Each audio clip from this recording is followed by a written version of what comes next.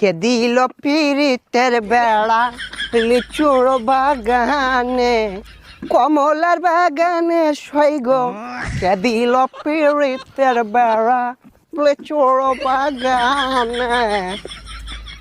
কে ভাইছে ভাইছে কি অবস্থা, ভালো আছো ব্রাদার? ভাই আপনি তো পুরাই চেঞ্জ হয়ে গেছেন ভাই, কেমনে কি? আগে তো খেত খামারের কাজ করতেন। আরে ভাই অতীত নিয়ে টান দেও কেন ভাইয়া? তুমি একটা চাকরির কথা বলছিলা, চাকরি করবে নাকি? সেনাবাহিনীতে ঢুকাই দিই তোমারে, উচ্চতা তো ভালোই আছে তোমার।